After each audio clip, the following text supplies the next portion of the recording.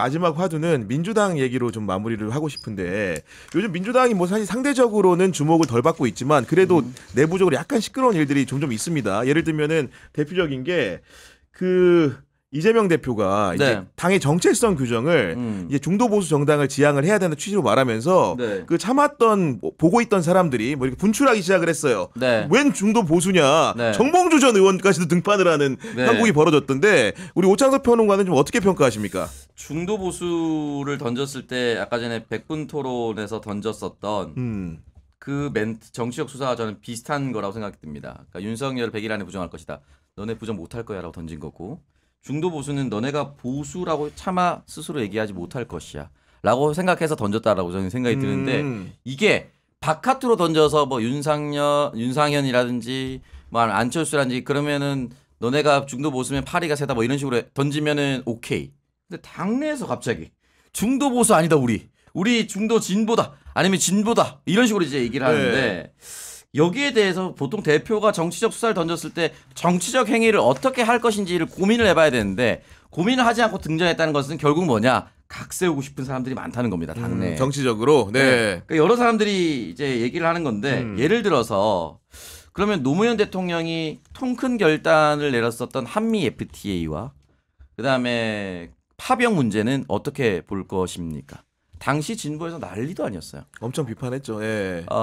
지금은 이제 고인이 되신 제가 너무나도 좋아하는 아티스트인 신해철 씨 비판하셨습니다. 연예인 1인 릴레이 시위 같은 거 하셨거든요. 맞아요. 네. 그러면 그거는 진보적 스탠스의 결단이었을까요? 아니면 국익을 위해서 어쩔 수 없이 선택했었던 비전투 파병을 했었던 보수적 선택이었을까? 저는 국익 앞에서는 진보와 보수 그동안의 스탠스는 크게 중요하지 않다라는 이재명표 실용주의 노선이라고 저는 생각이 드는데 여기에 대해서 제가 왜 노무현 대통령을 얘기했느냐 노무현의 유산을 따른다고 얘기한다는 사람들은 여기에 대해서 반발하면 안 됩니다. 어디 감히. 김대중 대통령 같은 경우는 워낙 실용주의를 많이 말씀하셨고 네. 요거는 예전에 제가 방송에서 한번 얘기했는데 한 번 더 말씀드리면 지난 대선 3차 토론 때 이재명 대표가 뜬금없이 서문상현 정신이라고 하면서 서생적 문제의식과 상인적 현실 감각 서문상현 이제 네 글자로 줄여서 말씀하셨는데 제가 한 겁니다. 아 진짜예요? 제가 한 겁니다. 여러분. 저기 사기 기자님 좀 끊어주세요.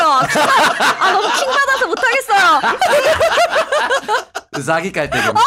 그 말을 하라고 조언을 드렸는데 그 말을 했다는 거죠? 결론적으로. 왜냐면 네. 저는 그때 당시부터 저는 진짜 제가 제일 먼저 얘기했었던 거라고 생각을 할 정도 초반 그룹이라고 생각되는데 워낙 이미지가 좋지는 않았지만 자기 실력으로 뚫어낸 게 김대중 대통령이라고 생각이 들고 저는 지금도 대한민국에서 가장 존경하는 정치인은 김대중 대통령이라고 말씀을 매번 하거든요. 네. 근데 이재명 대표도 본인 스스로가 이미지가 좋지 않다 이렇게 얘기할 수 있는 참모 없습니다. 본인 스스로 이미지가 좋지 않지만 실력으로 네. 여기까지 오신 분이니까 이걸 계승하는 게 저는 맞다고 생각이 들고 본인 스스로가 상인적 현실감이 가장 뛰어나고 가장 대중의 시선을 잘 읽는 또 그래서 그것을 누군가 나쁘게 포퓰리즘이라고 얘기까지 나오는 정도의 유능한 정치인이니까 이거 이용하십시오라고 말씀을 드렸던 거고 여기 중도 보수도 결국은 DJ부터 파생됐다라고 얘기가 또 기사가 나오지 않습니까? 그러면 무슨 말이냐? DJ를 따른다고 하는 사람들도 이 중도 보수에 반발하면 안 됩니다. 근데 DJ를 따르고 노무현의 적장자 이런 표현에 벗어나는 한 분이 계십니다. 대구에서 출마해서 박정희 박근혜에 대해서 어느 정도 전향적인 자세를 취해야 한다라고 얘기하셨던 분 본인이 국회의원 후보 나갔을 때는 박정희 기념관도 얘기하셨던 분이 중도 보수는 안 된다라고 엄청 얘기하시는 걸 보면서 내가 너무 충격을 받았습니다. 진짜. 실명 언급하면 안 됩니까? 해도 됩니다. 김부겸 총리 얘기하는 그래서 대한민국 총리는 앞으로 선출직 출마나 앞으로 정계 은퇴를 선언하지 않고서는 총리 안 시켜야 된다. 난 대한민국 총리 중에 제대로 된 총리가 없는 것 같아. 황교안 총리부터 우리 당이었던 이낙연 총리, 김부겸 총리 지금까지 정치적 커리어를 이상하게 이어오려고 하는 전직 총리들이 너무 많습니다. 왜 총리만 되면 이상한 행동을 하는지 전 아직도 이해를 못하겠어요. 그러니까 저는 적어도 김부겸 총리는 중도 보수에 발끈해서는 안 된다. 네. 오히려 나는 김부겸의 참모였으면 저는 동의합니다. 박정희 때 박정희가 아니었어도 경제 성장할 수 있는 위대한 저력이 있는 우리나라 국민입니다. 하지만 박정희 재임 기간 중에 경제 성장한 건 인정해야 된다고 저는 꾸준히 얘기해왔고 중도 보수 정도도 저는 인용할 수 있는 통 큰 정당이 되어야 합니다라고 했을 때 민주당 사람들이 열광하지 않았을까요? 근데 본인이 나와서 아니라고 얘기를 해버렸어. 그럼 바로 박정희 띄우고 박근혜 얘기했었던 김부겸 국회의원 후보 경력이 다 나와요. 네. 왜 이렇게 사는 거야 도대체? 이해를 할 수가 없는 겁니다, 진짜. 네. 그러니까 이런 오찬석 평론가의 말에는 저도 동의를 하는데 문제는 이제 세제 개편이라든가 근로시간 문제에 있어가지고 진보 언론들이 사실은 경향신문이나 한겨레신문이 네. 이재명 대표 이런 노선 선언에 대해서 굉장히 비판적으로 보도를 했거든요. 네. 맞습니다. 제가 지금 사설을 봤을 때도 음. 그 한겨레에서 이재명 민주당 중도보수 혼자서 불쑥 선언할 거냐. 그러니까 내용을 하면 네가 뭔데로 정리할 수 있겠고요. 그리고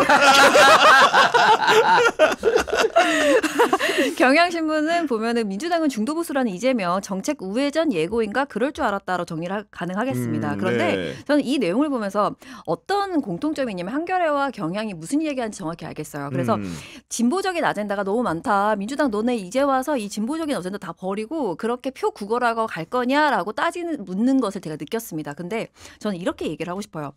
지금 저 국민의힘이라는 자들이 보수라는 딱지를 다는 순간 얼마나 많은 왜곡이 일어났는가. 사실상 지금 저 내란을 선동하고 혹은 옹호하는 저 세력, 반헌법적인 주장을 하는 저 세력은 지금 민주주의 틀 안에서 우리가 제거하고요.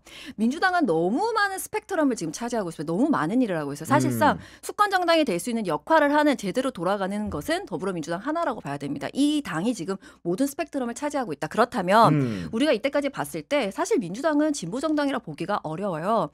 그 입에서 우리는 중도 보수입니다라고 던져주는 것이 굉장히 저는 적절한 타이밍과 내용이라고 보는 바인 것이 보수가 아니기 때문에 민주당이 스펙트럼을 그러면 조금 우로 또 확실하게 잡아준다면 여기에 자리가 생기지 않습니까? 그러면 보수가 정말 보수답게 딱 자기 자리매김했을 때 땅을 단단하게 다져줬을 때 진보의 씨앗이 꽃을 필 수 있는 거예요. 왜냐하면 국힘 저 사람들이 권력을 잡았을 때 어떤 거에 우리가 힘을 다 쓰냐면 5.18에 간첩이 안 갔다 그 얘기로 계속 팩트체크 홍범도가 뭐다 또 팩트체크해줘. 야 건국절이야. 아니 그 광복절이야. 이런 거에 힘을 다 쓴단 말이에요. 자 너네는 꺼져.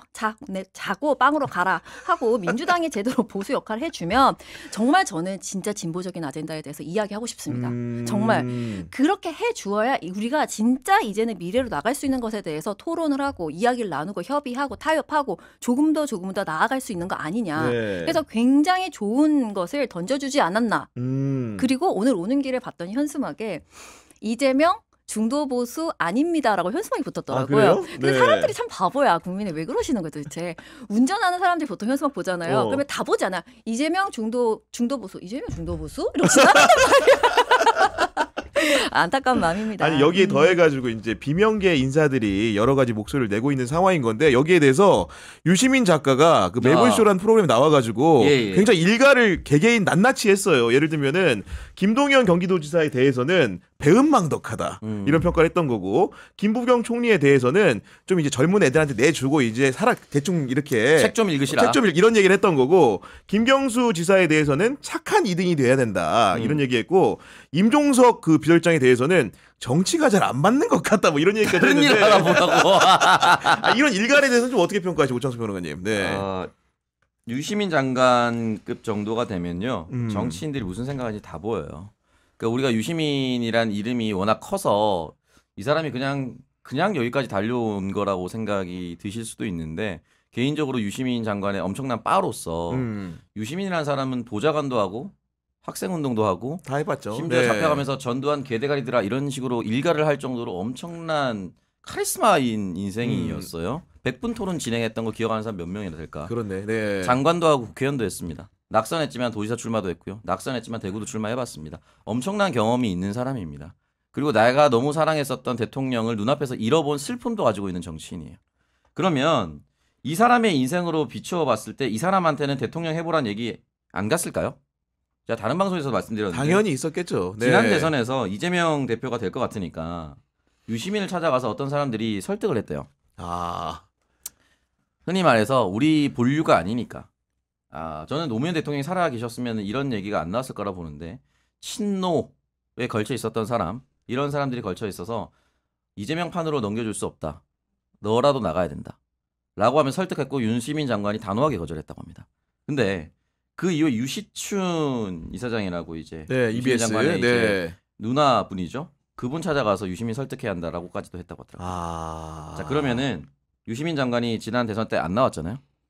그러면 정치는 자기가 하고 싶어야 하는 것이고 이 사람들이 자기 계파를 지키고 또는 더 정확하게는 자신의 이익을 지키기 위해서 날뛰었던 걸 알고 있는 사람입니다. 자, 그러면 지금 대선 국면이 돼서 이렇게 여러 후보들이 갑자기 이재명 때리면서 나오는 이유가 뭐죠? 내가 대통령 후보가 되고 싶은 겁니다. 또는 내 계파 지켜달라는 겁니다. 그걸 뻔히 알고 있는 당사자로서 빡칠 수밖에 없을 겁니다. 저는 굉장히 일가라고 표현이 거셌다라고 하는데 표현을 굉장히 낮춘 거라고 생각합니다. 오히려 사석했으면 이런 정도의 표현으로 안 됐을 겁니다. 네. 그러니까 그 유시민 장관 정도가 나와서 이렇게 얘기를 하니까 사람들이 또 갑자기 이렇게 얘기해요. 뭐야 이재명한테 줄 섰어? 아니 천만의 말씀. 이 사람 뭐 정치할 생각이 없는 사람이라고 몇 네. 번을 한 10년을 얘기하지 않았습니까? 맞아요. 네. 네, 그러니까 왜 유시민 장관이 이렇게 얘기를 하는지를 본인 스스로 좀 돌아보시기 바랍니다. 그리고 단 한 번이라도 빛의 혁명이라든지 또는 그 이전에 윤석열, 김건희 탄핵 집회에 나왔습니까? 여기 나왔던 사람들? 저도 국회에서 이재명 대표 라이브 보면서 생방 중에 계엄을 맞아가지고 국회 앞에 갔어요. 그거 계엄이 성공했으면 저는 그 자리에서 죽었습니다. 안 죽는 게 이상해. 내가 유명한 사람이라서가 아니고요. 그렇죠. 나는 네. 국회 앞에 있었다니까요.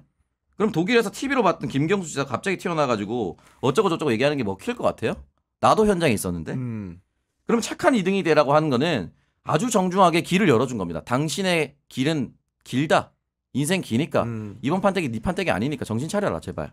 라고 열어준 거고 김부겸 총리는 이미 총리도 찍고 이거저거 다 해보고 본인의 네. 역량을 다 증명했습니다. 이 사람 대선 후보 출마 안 해봤어요? 과대평가하지 마라. 네. 했어요. 과대평가하지 마라. 문재인이라는 사람이 당신을 찍어서 총리 시켜준 거지. 그때 기사 지금 찾아보십시오. 유은혜 장관이라든지 여러 사람 총리 하마평 올랐어요. 여자 총리 한 명 만들어야 된다. 근데 결과적으로 한 번은 TK에 김부겸 총리가 정계 은퇴한다고 하니까 총리를 해주는 여러 가지 합의가 있었던 사람입니다. 본인이 정말 압도적으로 잘나서 된 게 아닙니다. 괜히 책 읽으라고 얘기한 게 아니에요. 그럼 뭐 너 자신을 알라고 얘기를 했으면은 얘기를 알아들어야 될 거 아닙니까? 임종석 실장에 대해서는 언급하지 않겠습니다. 이거 왜냐면 깊어지거든요. 왜냐면 깊은 사랑이에요. 그 급이 돼야 언급할 수가 제일 있어요. 빡침이 느껴졌던 것 같아. 그러니까 저는 보니까. 네. 김부겸 총리는 지금이라도 정신을 차리면 그래도 조언그룹 정도로 남을 수는 있다고 봅니다. 김경수 지사는 다시 합류해서 열심히 하면 본인이 지금 얘기하고 있는 세종시로서의 완전 이전은 본인이 모셨던 마지막 비서관이라고 얘기를 했었던 노무현 대통령의 마지막 꿈이기도 합니다. 그러면 그거 얘기할 수 있는 사람 또는 또다시 경남도에서 그렇죠. 나갈 수 있는 네. 사람이 됩니다. 그러면은 거기에 대해서 착한 2등을 따르거나 어떻게 하거나 이렇게 하거나 공정한 경선을 통해서 민주당으로 복당했으면 앞으로 정치하겠다는 뜻 아니에요? 그러면 그렇게 가는데 제가 생각할 때 임종석 씨는 정치를 하시면 안 되는 분이에요. 그래서 따로 언급을 네. 하고 싶지 않고 이분은 본인이 정계 은퇴한다라고 얘기했다가 다시 돌아오지 않았습니까? 이게 뭐예요? 솔직히 말씀드려서. 그러니까요. 그런 상황인데 우리 기초자 평론가 같은 경우에는 이런 여러 가지 평가에서 혹시 네. 동의가 안 되는 부분도 있습니까? 오창석 씨가 했던 얘기요? 네, 아니면 이제 그 실제 유시민 작가가 여러 사람이 열거했던 얘기들 중에 네, 혹시 아니요. 네. 저는 그 너무너무 동의하는 바이고요. 저는 도리어 그런 얘기를 하고 싶어요. 그 유시민 작가를 때리는 언론들도 많더라고요. 근데 저는 왜 말하면 안 됩니까? 말하면 안 된다고 말하는 언론도 많고 혹은 또 여러 뭐 글 쓰는 그런 분들이 막 비판을 하더라고요. 왜요? 왜 하면 안 되죠? 안 되는 이유가 저는 전혀 모르겠습니다. 누구든 비판하는 사람은 비판받을 수도 있다는 거를 당연히 기억하셔야죠. 거기다가 저는 그런 얘기 하고 싶어요. 그 지금 다 나와가지고 한마디씩 할 때 언론에서 부쩍 나한테 마이크를 들이댄다. 예를 들어 이런 겁니다. 매일신문에서 정봉주 씨가 이제 그렇게 비판을 한 거 우리가 왜 중도부시냐 예를 들어서요. 그런 얘기를 했을 때 매일신문에서 정말 크게 실어줬더라고요. 매일신문에서 왜 실어줬다고 생각합니까? 자, 잘 생각을 한번 해보세요. 조선일보가 박지원이 하는 얘기를 크게 실어줬더라고. 왜 실어줬을까요? 그냥 당원, 너도 당원, 나도 당원, 다 당원인데 오창석 여기 와서 이렇게 실컷 얘기하는데 실어줍니까? 안 실어주잖아요. 그렇습니다. 가끔 찝찝한데요, 뭐 이제 지금은. 네. 그러니까 잘 좀 생각을 해보셔라. 네. 당신들이 하는 말이 어떤 식으로 쓰이고 있는가를 한번 돌아보아라. 그리고 컨텐츠로서 당원들에게 선택을 받으려고 노력해라. 네. 이재명을 까는 것으로 재미 보던 시대는 끝났습니다. 그리고 기초자님 나오셨으니까 이 얘기는 꼭 묻고 싶었는데 뭔가요? 그 김세론 배우 김세론 씨 있잖아요. 네네. 사실 음주 사건 이후에 네. 생원고를 겪다 돌아가셨는데 이게 사실은 언론에서 기인한 바가 충분히 많다고 생각할 수 있는 점들이 있지 않습니까? 네, 맞습니다. 요거는 제가 그냥 간략하게 설명해드려도 될 것 같은데 저는 이제 좀 그만 끝낼 때가 되지 않았나 이런 생각을 많이 합니다. 그래서 정리를 조금 해봤는데 이제 1,009일 정도로 보자면 그중에 김세론 씨 보도가 5,000건이 넘습니다. 근데 그걸 제가 이제 키워드를 한번 보니까 네. 이거는 진짜 보면 너무 본인이 정말 마음이 아팠을 것 같아요. 댓글창 맞고 얼빡샷을 찍었다. 논란 즐기냐. 못 고치는 SNS 병이다. 스트레스 술로 푸는 스타일이다. 자숙은 의문이다. 관종 폭주 언제쯤 멈추냐. 복귀? 벌써? 응 아니야 돌아가.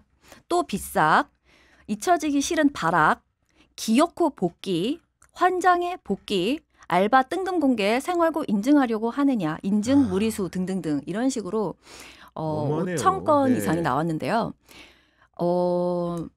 그리고 나선 저는 너무 좀 역겨운 포인트가 뭐냐면 그리고 나서 사람이 그렇게 유명을 달리하고 나서 나오는 것들은 악플의 폐해라고 또 하나같이 쏟아냅니다. 정말 그렇습니까? 정말 악플 물론 악플 잘못된 거 맞습니다. 저는 진짜 입에 담지도 못할 악플들을 많이 봤는데 야 맞습니다. 악플 잘못했죠. 그러나 기자들, 언론들이 이젠 좀 생각을 해보셨으면 좋겠습니다. 기사가 없으면 악플도 없어요. 제 말이 그 말입니다. 네. 진짜 좀 너무하다. 그러니까 사람을 물론 잘못했죠. 음주운전에 대해서 누가 그거를 옹호합니까? 절대 아닙니다. 그러나 사람을 끝간데 없이 몰아붙이는 거는 정말 본인의 펜으로 사람을 죽일 수 있다는 거를 정말 기억하고 썼느냐. 그 네. 얘기를 정말 묻고 싶고요. 이게 첫 사례가 아니지 않습니까? 맞아요. 너무 아까운 목숨들이 갑니다.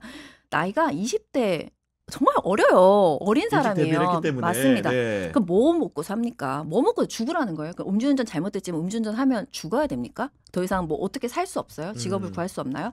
그러니까 정말 선이라는 거 다시 또 존재하는데 그 선이 사람마다 달라서 또 문제가 발생을 하는 거긴 맞아요. 음주운전이 잘못됐으니까 욕하는 거지라고 말한 분도 계시겠지만 이게 끝간데 없이 몰아붙이는 거는 언론인들이 스스로 좀 돌아보는 계기가 좀 됐으면 정말 네. 정말 좋겠습니다. 알겠습니다.